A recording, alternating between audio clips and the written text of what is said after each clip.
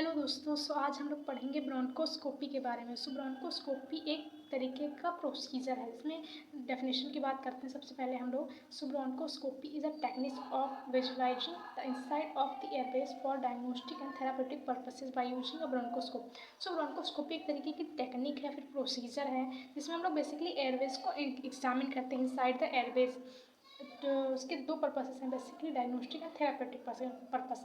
Diagnostic मतलब अगर कोई भी डिसीज़ है तो उसको आइडेंटिफाई करने के लिए, और थेरापेटिक मतलब उसको क्योर करने के लिए। Two types of bronchoscopy. Bronchoscopy जो होती है दो टाइप्स की होती है। First one is rigid tube bronchoscopy and second one is flexible fibre optic. Is rigid tube bronchoscopy. So ये है जो है वो use as a rigid tube to examine the airways and perform interventions. जो rigid tube bronchoscopy है उसको basically उसमें rigid tube होती है जो कि एयरवेज को एग्जामिन करती है। और जो दूसरा है फ्लेक्सिबल ब्रोंकोस्कोपी, तो ये use as a flexible tube to examine the airways and perform to collect the samples. ये जो कि एक तरीके से फ्लेक्सिबल ट्यूब होती है, और जो रिजिड ट्यूब होती है एकदम स्ट्रेट होती है, वो फ्लेक्सिबल नहीं होती है। और ये जो फ्लेक्सिबल ब्रोंकोस्कोपी है इसको बेसिकली सैंपल को कलेक्ट करने के लिए यूज़ किया जाता है। अब हम लोग बात करते हैं प्रोसीजर्स के कौन कौन से स्टेप्स हैं। अगर आप ऑस्की में देखेंगे, ऑस्की, तो उसमें तो एक एक करके हर एक स्टेप होता है कि फर्स्टली हम लोगों को हैंड वॉश करना है, फिर आर्टिकल्स को प्रिपेयर करना है, प्राइवेसी मेंटेन करनी है, each and everything point two point ये होता है। तो उसमें एक अलग होता है, उसमें एक अलग तरीका है, बट प्रोसीजर के स्टेप्स हैं जो कि मतलब मेन एक क्लियर कट है। तो first one is preparation, insertion, visualisation and removal. So preparation में हम लोग क्या करेंगे, basically patient is given local anaesthesia and sedation. Preparation में हम लोग ब्रोंकोस्कोपी के लिए प्रिपेयर करने के लिए पेशेंट को पहले ही हम लोग अगर कोई भी मेडिकेशन या फिर लोकल एनेस्थीसिया प्रोवाइड करनी है according to the physician's prescription, तो हम लोग प्रोवाइड कर देंगे पहले ही। और देन इंसर्शन, तो इंसर्शन ब्रोंकोस्कोपी का प्रोसीजर बेसिकली डॉक्टर या कोई ट्रेंड पर्सन ही करेगा। उसमें जो ब्रोंकोस्कोप है वो इंसर्ट किया जाएगा पेशेंट के माउथ या फिर नोज में इनटू द एयरवेज। विजुअलाइजेशन में हम लोग क्या करेंगे, the doctors examines Airways and collect sample और परफॉर्म इंटरवेंशंस।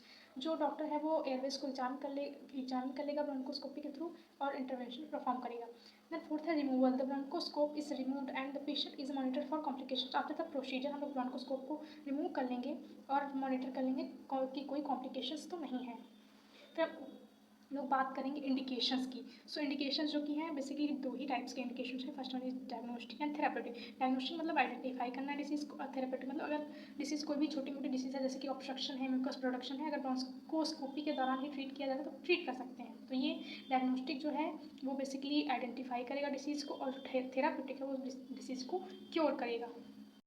तो बात करते हैं कि डायग्नोस्टिक इंडिकेशंस कौन कौन से हैं। So first one is haemoptysis, second one is suspicious lung lesions, and third one is chronic cough, fourth one is stridor और व्हीजिंग, और fifth one is lung infection. So haemoptysis में क्या होता है, बेसिकली जो कफ का प्रोडक्शन है वो उसमें ब्लड आता है।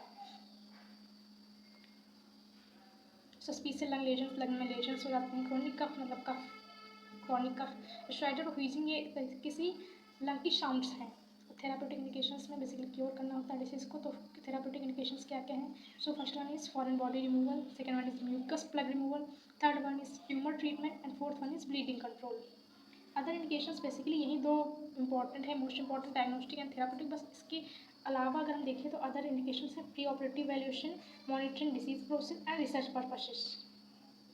सो प्री ऑपरेटिव इवैल्यूएशन में हम लोग क्या करेंगे, अगर कोई भी पहले लंग सर्जरी होने जा रही है तो उसके पहले हम लोग ब्रोंकोस्कोपी कर सकते हैं कि प्री ऑपरेटिव इवैल्यूएट कर लेते हैं। फिर मॉनिटरिंग डिसीज प्रोसेस को मॉनिटर करने के लिए भी हम लोग ब्रोंकोस्कोपी करते हैं, और अगर रिसर्च पर्पस है तो उसके लिए भी कर सकते हैं कि ब्रोंकोस्कोपी से क्या क्या कॉम्प्लिकेशंस हो सकते हैं। So first one injury to teeth, basically mouth के थ्रू इंसर्ट कर सकते हैं, तो मे बी टीथ की इंजरी हो सकती है, हेमरेज हो सकता है, ब्लीडिंग हो सकती है, means hypoxia and cardiac arrest हो सकता है। हाइपोक्सिया मतलब ऑक्सीजन की डेफिशिएंसी हो सकती है। लारिंजियल एडिमा हो सकता है, लारिंजियल एडिमा हो सकता है, सॉरी। एट लास्ट अब मैं चाहती हूँ कि इसको मैं शॉर्ट में बता दूँ आपको कि ब्रोंकोस्कोपी क्या है। So bronchoscopy is a procedure where a doctor uses a thin tube with a camera to look into your airways, and it helps to diagnose and treat lung problems.